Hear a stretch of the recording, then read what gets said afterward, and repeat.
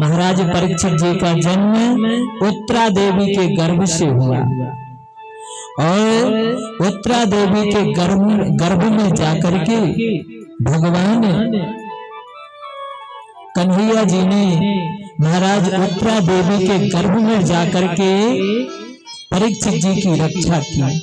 ब्रह्मा जी की सृष्टि में ऐसी माताएं तो बहुत सी हुई जिन्होंने अपने गर्भ में भगवान को धारण किया, मगर ब्रह्मा जी की सृष्टि में प्रथम ऐसी माँ है उत्तरा देवी जिन्होंने भक्त और भगवान दोनों को एक साथ अपने गर्भ में धारण किया। बोले भक्तवत्सल भगवान की जय हो। सुंदर उत्तरा देवी के गर्भ से परीक्षित जी का जन्म हुआ और महाराज परीक्षित जी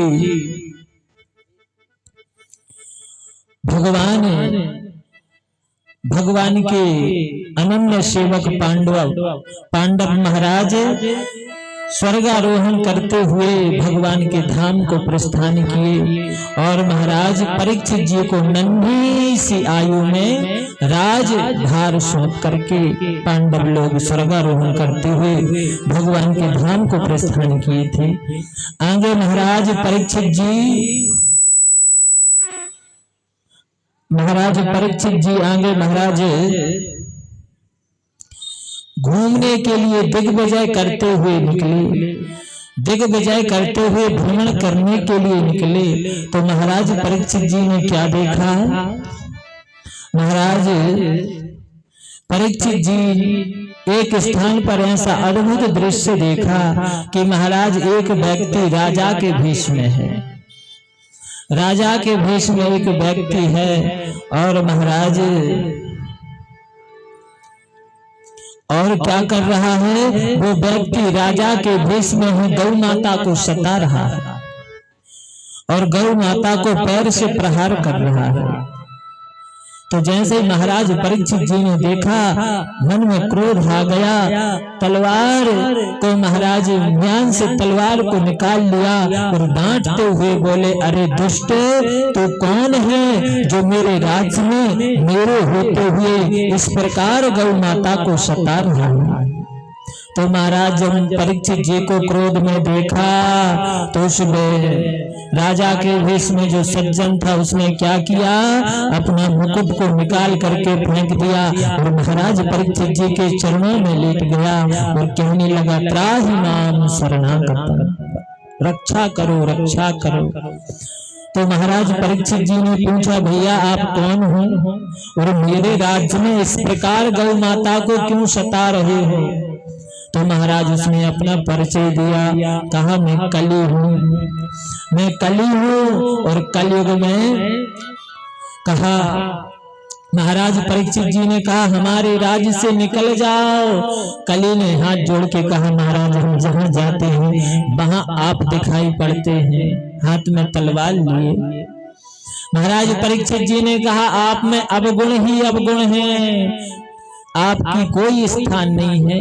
कलयुग ने कहा, महाराज मैं अवगुणों का तो भंडार हूँ, पर एक गुण बहुत अच्छा है। बोले क्या? कलयुग ने कहा, महाराज जो अन्य गो में बड़े बड़े यज्ञ करने से, तपस्या करने से जो पुण्य फल प्राप्त होता था, वो मुझ में केवल प्रभु नाम संकीर्तन से प्राप्त हो जाता है।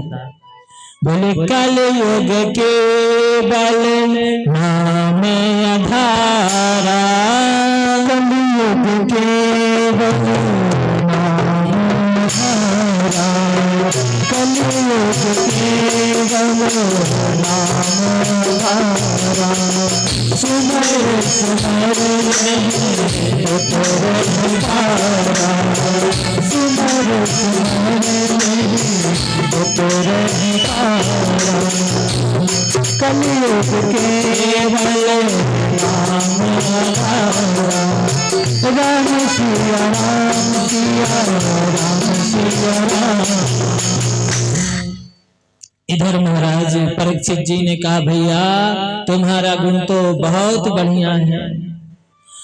महाराज परीक्षित प्रसन्न हो गए और महाराज परीक्षित जी कहते हैं भैया तो हम आपको 4 स्थान देते हैं, 4 स्थानों में रहो। बोले दूतम पानम स्त्रियासूना यत्र धर्मश्चतुर्विधः।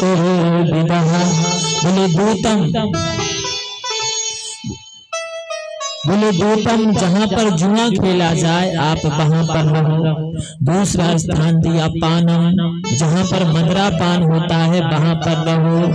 तीसरा स्थान दिया स्त्रियासूना, जहाँ पर जीवों की हिंसा होती है वहां पर रहो। और चौथा स्थान दिया वैश्यालय में रहो। ऐसे 4 स्थान दे दिए। कलयुग ने हाथ जोड़ के कहा महाराज आपने जैसे शकल देखी वैसे कमरा दे दी, स्थान दे दिया। कोई एक आध बढ़िया सा स्थान दे दीजिए, कम से कम आने जाने वालों के लिए एक बढ़िया व्यवस्थित रूम होना चाहिए। तो महाराज परीक्षित रीझे हुए थे। बोले बताइए और क्या चाहिए। तो महाराज कली ने कहा आप सोने में और हमें स्थान दे दीजिए। महाराज परीक्षित जी ने कह दिया तथास्तु। तो 5वां स्थान दे दिया सोने में। अब महाराज अब जैसे मदरा का हम लोग सेवन नहीं करते, जुए से दूर रहते हैं, तो ऐसे ही महाराज अब सोने से भी दूर रहना चाहिए। मगर सोने से तो हमारी माताएं बहनें खूब प्रेम करती हैं, सोने के आभूषणों को खूब संभाल संभाल के रखती हैं। और भैया लोगों से महाराज आग्रह भी करती हैं कि फलाना आभूषण लगा दीजिए, ढिकाना आभूषण। तो महाराज बोले राधे। इधर महाराज तो भगवान कहते हैं, और गीता में भी लिखा है, गीता में आया है धातु नाम आस्मनि कांचन। भगवान गीता में कहते हैं कि धातुओं में सोना मेरा स्वरूप है। और भगवान ही भागवत में कह रहे कि सोने में कलयुग का वास है। अब बात किसकी माने। तो संत महात्मा लोग कहते हैं सोना 2 प्रकार का होता है। एक सोने में कलयुग का वास होता है, एक सोने में भगवान का वास होता है। अभी कैसे पहचाने। तो महाराज कहते हैं जो सोना दूसरे की आत्मा किलपा करके तड़पा करके नंबर 2 की कमाई से जो सोना खरीदा जाता है उसमें कलयुग का वास होता है। और जो सोना खून पसीने की कमाई से खरीदा जाता है उसमें भगवान का वास होता है। इधर फिर महाराज परीक्षित जी आगे बढ़े। तो आगे महाराज परीक्षित जी ने क्या देखा। महाराज परीक्षित जी को जल पीने की इच्छा हुई। तो एक संत जी की कुटिया में चले गए, सोचा जल पीऊंगा। तो महाराज वो कुटिया थी समीक बाबा की। समीक बाबा की कुटिया में पहुंचे और महाराज उस समय समीक महात्मा जी समाधि में बैठे हुए थे। कुटिया में बैठे हुए थे समीक बाबा, समाधि में भगवान का भजन कर रहे थे। इतने में महाराज क्या हुआ, महाराज परीक्षित जी पहुंच गए और महाराज परीक्षित कहने लगे। इधर महाराज परीक्षित जी ने खूब आवाज लगाई और कहा कुटिया में कोई हो तो मुझे जल पीना है, ऐसा आग्रह किया।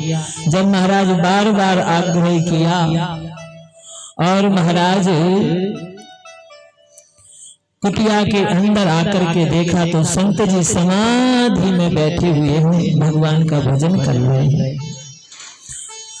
तो महाराज परीक्षित जी के मन में भाव आया, उनको लगा ये महात्मा जी नाटक कर रहे हैं समाधि का, जिसमें महाराज परीक्षित जी को जल ना पिलाना पड़े।